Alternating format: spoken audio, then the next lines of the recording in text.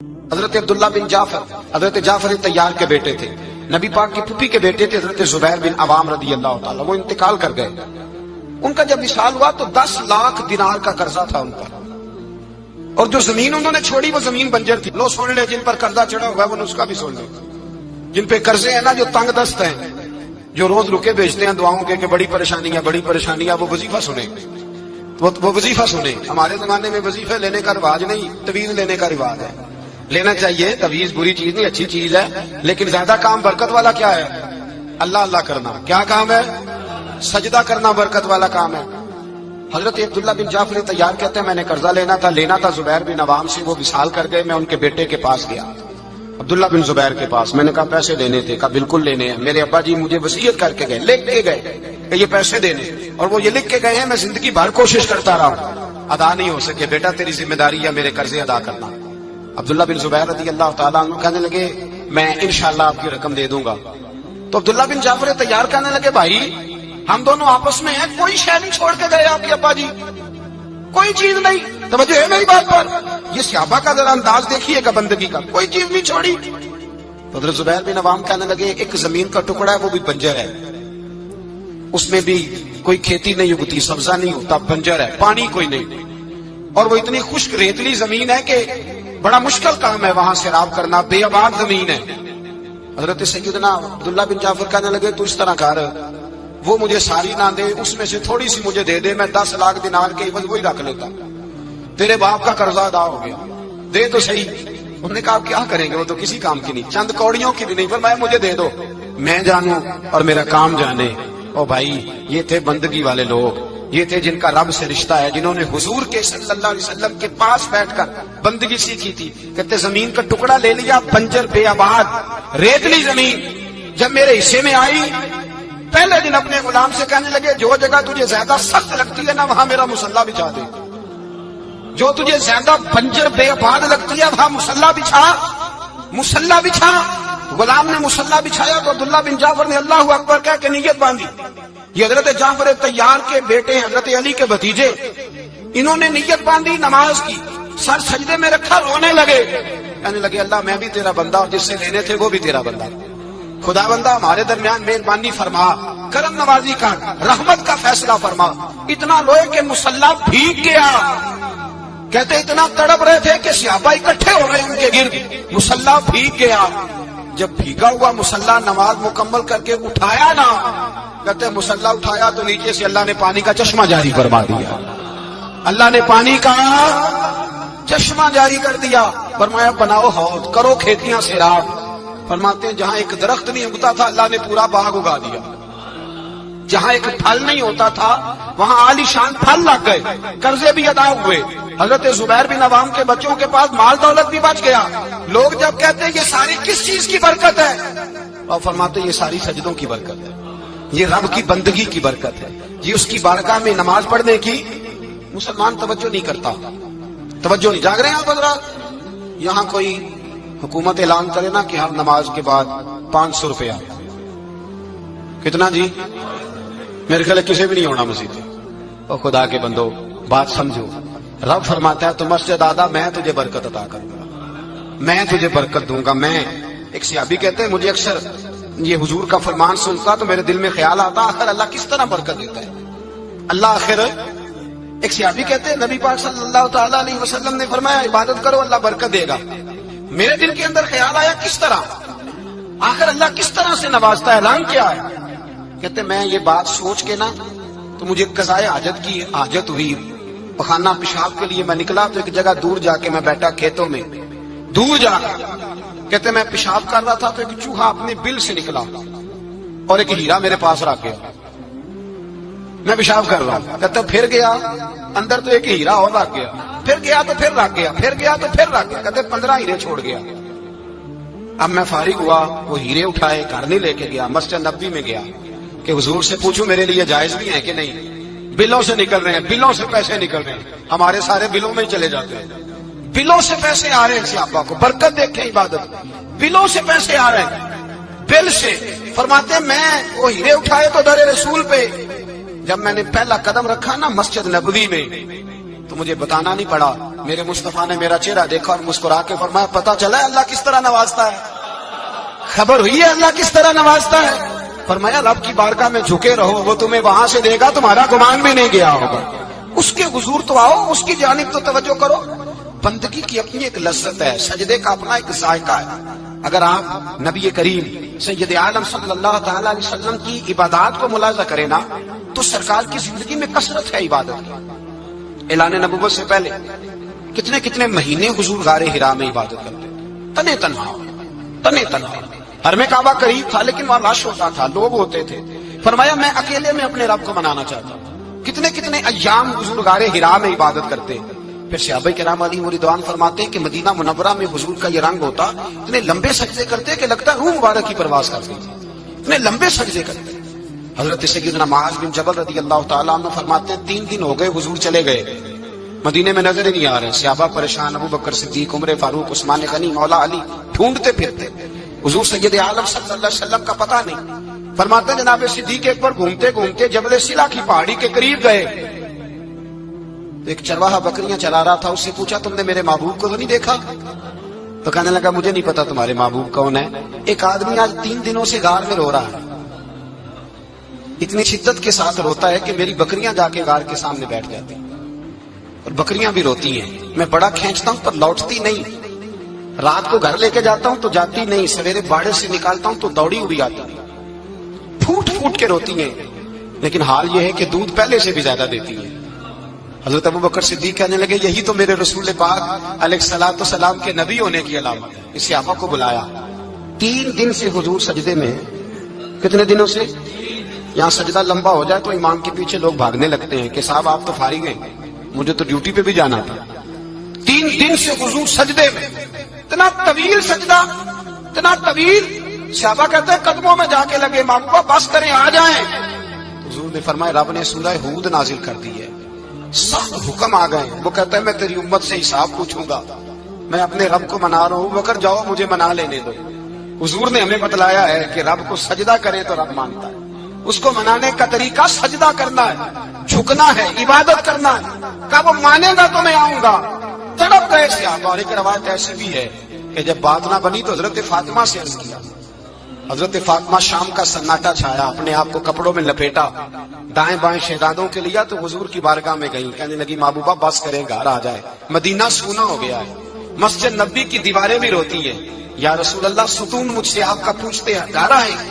نبی پاک نے فرمایا فاطمہ تو بھی دعا کر، میں بھی دعا کرتا ہوں۔ حضرت فاطمہ بھی ساتھ والے کونے میں سجدے میں گر گئی، پھر دعا ہوئی، پھر التجا ہوئی۔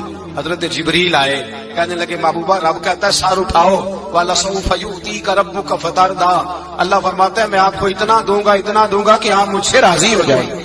تو حضور تو سجدے کے عالم میں۔ حضرت سیدنا عبد الرحمن ابن عوف کہتے ہیں میں حضور کے ساتھ تھا، ہم مسجد نبی سے نکلے تو سامنے ایک باغ آیا، حضور فٹافٹ گئے اور باغ میں سر سجدے میں رکھ دیا۔ دیر تک حضور نے سجدہ کیا، اتنا لمبا کہ جیسے کسی کی روح پرواز کر گئی۔ کہتے میں حضور فارغ ہوئے تو عرض کی حضور اتنے لمبے سجدے کی وجہ؟ تو فرمایا میرے پاس جبریل آئے تھے اور انہوں نے کہا یا رسول اللہ رب کہتا ہے آپ کا جو امتی ایک بار درود پڑے گا اللہ اس پہ 10 رحمتیں نازل کرے گا، اللہ اس کے 10 گناہ معاف کرے گا، اللہ اس کے 10 درجے بلند کرے گا۔ تو میں نے کہا سجدہ کر کے شکر نہ ادا کر لوں؟ اس بات پر میں سجدہ کرنے لگ گیا۔ اس بات پر ایک دوست کے ہاں بیٹا ہوا، مجھے کہنے لگے مبارک ہو بھتیجا آیا ہے۔ میں نے کہا خیر مبارک۔ بڑے عرصے کے بعد اللہ نے نوازا، میں نے 5 کلو مٹھائی بھیجی آپ کی جانب، دوستوں کو کھلا دیجیے۔ میں نے کہا اور کتنی بانٹی؟ کہنے لگے منوں کے حساب سے۔ باقی معاملات کیسے؟ کہنے لگے کیا بات ہے، غریبوں کو، مسکینوں کو، لاچاروں کو، سب کو دیا۔ تو میں نے کہا نفل کتنے پڑے؟ کہنے لگا ٹائم نکالتا ہوں میں۔ ٹائم بیٹا کس نے دیا؟ شکر کس کا ادا کرنا تھا؟ بھئی یہاں حال یہ ہے ہمارا کہ ہمیں 2 رکھتے تھوڑی مشکل ہے۔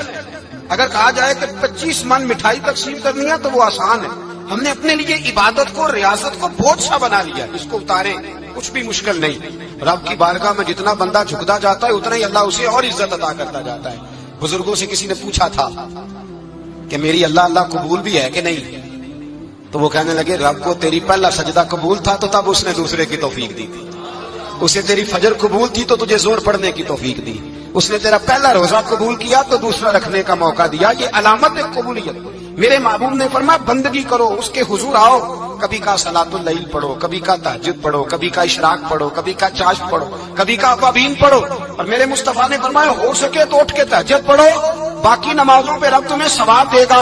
اگر تہجد پڑھو گے تو رب تمہاری طرف دیکھ کے مسکرائے گا، جو اس کی شان کے لائق ہے وہ مسکرائے گا. مصلی آباد کرے، مصلی آباد کرنے سے روحانی زندگی آباد رہے گی، من کے اندھیرے دور ہوں گے، روح کی کساوتیں دور ہوں گی. انسان اللہ سے جڑا ہوتا ہے تو اس کی بندوں کی جانب توجہ ہی کم جاتی ہے. حسد کون کر رہا ہے، مخالفت کون کر رہا ہے، جھگڑا کون کر رہا ہے، بغض کون پیدا کر رہا ہے، ان چیزوں سے ویسے ہی بچا رہتا ہے. میرے محبوب پاک سید عالم صلی اللہ علیہ وسلم کثرت سے سجدہ کرتے ہیں. قیامت کے دن حضور شفاعت کس طرح کریں گے؟ سجدہ کر کے 4 سجدے کریں گے حضور. بخاری مسلم میں موجود ہے. صحابہ کرام فرماتے ہیں حضور نے فرمایا جب امتیں پریشان ہو کے نبیوں کے پاس جائیں گی تو پھر میرے پاس آئیں گی. جب میرے پاس آئیں گی تو میں سجدہ کروں گا اور خدا سے کہوں گا یا اللہ ان کا حساب تو شروع کر. فرمایا میرے ایک سجدے سے اللہ حساب شروع کرے گا. پھر میرے غلام رہ جائیں گے جنہوں نے بہانے بنائے ہوں گے، نماز پڑھی ہوگی، یہ بہانہ ہے خدا کی رحمت حاصل کرنے کا. جن کے پاس تو کچھ ہوگا وہ تو اس بہانے کے سبب چلے گئے، گناہ گار رہ گئے، تڑپ کے کہیں گے محبوبہ ہم کیا کریں؟ تو حضور فرماتے ہیں میں لمبا سجدہ کروں گا. فرماتے ہیں میں لمبا سجدہ جب کروں گا تو رب لمبے سجدے کے بعد فرمائے گا محبوب سر اٹھائیے، آپ مانگیے میں عطا کرتا ہوں، آپ سوال کیجئے میں دیتا ہوں، آپ سفارش کیجئے میں قبول کرتا ہوں. تو میں اللہ میرے گناہ گاروں کو بخش دے. رب کہے گا جس کے دل میں رائی کے دانے کے برابر ایمان ہے اسے لے جائیے، لے جائیے، لے جائیے اسے. ایک حدیث میں ہے جس کے دل میں جو کے دانے کے برابر ایمان ہے لے جائیے. حضور فرماتے ہیں ان کو جنت میں بھیج کے میں پھر سجدے میں گر جاؤں گا. لمبا سجدہ. تیسرا سجدہ، اے اللہ مہربانی کا رحمت فرما. اللہ کہے گا محبوب سر اٹھاؤ، جو مانگو گے میں دوں گا. یا اللہ اور فضل کا، جس کے دل میں رائی کے دانے سے بھی کم ایمان ہے محبوب اسے بھی جنت میں لے جاؤ. حضور فرماتے ہیں میں اور سجدہ کروں گا، پھر جس کے دل میں اس سے بھی کم ایمان ہوگا اسے بھی لے جاؤں گا. صبح قیامت میرے مصطفیٰ کریم علیہ السلام امت بھی سجدہ کر کے بخشوائیں گے. جب حضور سجدے کر رہے ہیں تو امت کیوں نہیں کر رہی؟ حضور سجدے کر کے بخشوائیں گے، امت سجدہ ہی نہیں کر رہی، توجہ ہی نہیں کر رہی. میرے بھائی سجدے کی اتنی کیفیت ہے، عبادت کی اتنی لذت ہے کہ حضرت عائشہ فرماتی ہیں تیز آندھی آتی تو حضور نماز پڑھنے لگے. تیز آندھی آتی تو نماز پڑھتے، بارش نہ ہوتی تو نماز پڑھتے، بارشیں زیادہ ہوتی تو نماز پڑھتے، سورج گرہن ہوتا تو حضور نماز پڑھتے، چاند گرہن ہوتا تو نبی پاک، بلکہ حضرت عائشہ کہتی ہیں گرہن لگا چاند کو تو حضور نے فٹافٹ سر سجدے میں رکھ دیا. اور نماز کے بعد حضور رونے لگے، کہنے لگے اے اللہ تو نے کہا نہیں تھا کہ میں تیری موجودگی میں انہیں عذاب نہیں دوں گا. اللہ درگزر کر اپنے بندوں سے، رحمت فرما، کرم نوازی فرما. فرمایا ہر موقع پر حضور نماز پڑھتے. سیدہ عائشہ صدیقہ فرماتی ہیں کبھی کبھی میرے بسترے نور میں حضور ہوتے. فرماتے ابو بکر کی بیٹی تو اجازت دے تو رب کو راضی نہ کر لوں. میں کہتی میری کیا جرت ہے. تو حضور نماز کی نیت باندھتے. بخاری مسلم میں لفظ ہیں حضرت عائشہ کہتی ہیں حضور اتنی لمبی نماز پڑھتے کہ قدموں میں ورم آ جاتا، اتنی لمبی بندگی فرماتے کہ قدم مبارک سوج جاتے، ورم آتا. میں عرض کرتی حضور آپ کی برکت سے اللہ اگلے پچھلوں کو معاف کرے گا، آپ اتنی آہوزاری کیوں کرتے ہیں؟ اللہ نے آپ کو محبوب بنایا ہے، شفاعت کا حق دیا ہے، سب سے اعلیٰ امت دی، حضور اتنی آہوزاری. تو حضور فرماتے عائشہ تو نے بتایا نا رب نے مجھے بڑا دیا ہے، افلا اکون عبدا شکورا، اب میں رب کا شکریہ ادا نہ کروں؟ میں لمبی نمازیں پڑھ کے اس کا شکریہ ادا کرتا ہوں، اس کی بارگاہ میں حاضر ہوتا ہوں. میرے بھائی نماز نہیں تو انسان کاہے کا، سجدہ نہیں تو اس نے زندگی کہاں بتا دی. اگر اللہ کی بارگاہ میں ایک صحابی نے سر سجدے میں رکھا تو ماتھے پہ مٹی لگ گئی، وہ جھاڑنے لگے. میرے قریب نے فرمایا نہ جھاڑ، جب تک سجدے کی مٹی پیشانی پہ رہتی ہے اللہ کے فرشتے درود پڑھتے رہتے ہیں، اس سے رہنے دو، یہ تو لذت ہے. عزت والا وہ ہے جو مالک کی بارگاہ میں. حضرت صلہ بن حشیم کے بارے میں صحابہ کہتے ہیں بڑے عبادت گزار تھے، نیک تھے. حضرت انس بن مالک کہتے ہیں ہم نوجوانوں کا دل کیا کہ ذرا اس صحابی کی عبادت کا تو پتہ کریں، کس طرح کی ہے عبادت کا تو پتہ کریں. فرماتے ہیں جنگ کا موقع تھا، رات کے وقت جب دنیا سو گئی نا تو وہ بھی لیٹ گئے. جب دیکھا سب لوگ سو گئے تو چپکے سے اٹھے تو جنگل میں چلے گئے. جنگل میں جا کے نماز کی نیت باندھ لی. صلہ بن حشیم صحابی ہے، وہاں نماز پڑھنے لگے. کہتے ہیں میں بھی پیچھے پیچھے ہو گیا کہ پتا تو کروں کس طرح پڑھتے ہیں. تھوڑی دیر گزری تو شیر آ گیا. شیر نے آ کے تھاڑا، للکارا. فرماتے ہیں میں ڈر کے درخت پہ چڑھ گیا. حضرت صلہ بن حشیم نے نماز کا سلام پھیرا، اطمینان کے ساتھ شیر سے کہنے لگے اور جا چلا جا کہیں اور رزق تلاش کر، میں تو اپنے رب کی عبادت کر رہا ہوں. میں تو اس کی بارگاہ میں جھکا ہوا ہوں, مجھ پر تیرا قبضہ نہیں ہو سکتا.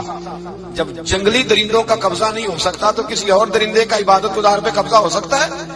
حضرت انس بن مالک فرماتے ہیں مجھے سمجھ آ گئی, جو درندوں سے بچنا چاہے, ظالموں, جابروں, فاسقوں سے بچنا چاہے, وہ اپنے آپ کو رب کی بارگاہ میں جھکائے, وہ اس کے حضور حاضری دے. جو بچنا چاہے. میرے بھائی, رمضان المبارک آیا, مسجدیں بھری, 2-3 دن 4 دن نئی صفیں خریدی لوگوں نے, پھر 2-4 روزے گزرے, پھر چند دن گزرے, پھر وہی معمول کے نمازی. ایک بات بتاؤ, گکھڑ میں نا 4-5-6 قبرستان ہیں, ان قبرستانوں کی تختیوں کو کبھی پڑھیں جا کے. ایسے لوگ آپ کو ملیں گے جن کی وجہ سے حکومتیں چلتی تھیں, وہ سو گئے تو پیچھے کام بند ہو گیا. کیا ہوا؟ کام چل رہا ہے کہ ختم ہو گیا؟ بیٹا جس کا گزارا نہیں نہ ہوتا باپ کے پاس, وہ کہتا میں جی نہیں سکوں گا, وہ بھی جیتا ہے اور کھول کے جیتا ہے. بیوی کہتی ہے میرے تو سر سے تاج اٹھ گیا, زندگی کیسے گزرے گی؟ کچھ بھی نہیں ہوتا, سب ہوتا. 20-20 سال عورتیں بیوہ کی زندگی گزار کے چلی جاتی ہیں. یہ جو ہم نے اپنے اوپر بہت زیادہ بوجھ رکھا ہوا ہے نا, جھوٹ بولتے ہیں بہت سارے لوگ, مجھے وقت نہیں ملتا نماز کا, یہ بہت بڑی جرت ہے, بہت بڑی. مجھے میرا کوئی دوست کہے نا میرے پاس ٹائم نہیں آپ کے پاس آنے کا, تو ہو سکتا ہے میں بگڑ جاؤں. تو کیسا یار ہے, ملنے کا ٹائم نہیں تیرے پاس؟ وہ میرے بھائی تو اللہ سے ہی کہہ رہا ہے کہ میرے پاس ٹائم نہیں تیرے پاس آنے کا, اور رب سے ہی کہہ دیا, تو نے اللہ سے ہی کہہ دیا. نماز اتنا ضروری کام کہ حضور کا وصال کا وقت آیا, عین اس وقت بھی حضور نے فرمایا میری 2 باتیں یاد رکھنا. حضور کیا فرمایا کہ غلاموں سے اچھا سلوک کرنا, دوسرا اپنی نماز کی حفاظت کرنا, اسے چھوڑنا نہ. اور صحابہ کہتے ہیں جب حضور کو بڑی نکاہت ہو گئی, بظاہر قدم نہیں اٹھایا جاتا, اس وقت بھی فرمایا مجھے 2 بندے اٹھا کے لے جاؤ, میں مسجد جا کے نماز پڑھنا چاہتا ہوں. نماز اتنا بڑا کام کہ حضور نے فرمایا جو کھڑے ہو کے نہ پڑھ سکے بیٹھ کے پڑھے, بیٹھ کے نہ پڑھ سکے لیٹ کے پڑھے, لیٹ کے نہ پڑھ سکے اشارے سے پڑھے. چھٹی کسی کو دی, ہم نے خود ہی چھٹی کر لی, خود ہی. اور یہ یاد رکھیں, پکی بات ہے, قبر میں نہ بیٹا آئے گا نہ بیٹی آئے گی. میں بچوں کے لیے کر رہا ہوں, جھوٹ ہے سارا. رجسٹریاں ساری اپنے نام رکھی ہوئی ہیں, بینک بیلنس اپنے نام. بچے تو منتیں کرتے ہیں کہ چلو تھوڑے ہی دو, میں کاروبار کر رہا ہوں. کوئی نہیں, قریب بھی نہیں آنے دیتے, جھوٹ بولتے ہیں بچوں کے نام پہ.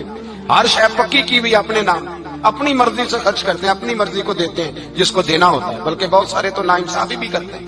او بھائی سمجھ لیں اس بات کو, پرکھیں, اپنے لیے کچھ کر کے جائیں. اگر خدا سے بندگی کا رشتہ ہو, مولا علی شیر خدا پتہ کیا فرمایا کرتے تھے؟ حضرت علی فرمایا کرتے تھے میں نے تو دعا کی ہے خدا بندہ جنت میں بھی نماز کی توفیق دینا. اگر نماز نہ ہوئی تو جنت میں دل کیسے لگے گا, بغیر نماز کی طبیعت کیسے رچے گی؟ آپ یقین کریں نماز انسان کو بناتی ہے. نماز نکال دی جائے نا تو زندگی کا حسن ختم ہو جائے. لوگ ٹائم دیتے ہیں 3 بجے کا, 4 بجے کا, 5 بجے کا, لیکن مذہبی لوگ ٹائم دیتے ہیں زور کے بعد کا, عصر کے بعد کا, فجر کے بعد کا. مسلمان کی تو ترتیب ہی نماز سے شروع ہوتی ہے. نماز کا فرض ہوئی معراج کی رات کا فرض ہوئی جی, لیکن حضور جب گئے نا حرم شریف, یہاں بھی نماز پڑھا کے گئے, لینے جا رہے تھے نماز, لیکن مسجد اقصی میں بھی 2 رکعتیں پڑھا کے گئے. ابھی نماز آنی تھی, حضور اس سے پہلے نمازیں پڑھا رہے ہیں. تو نماز کا تو رشتہ ہے, نماز سے تو تعلق ہے.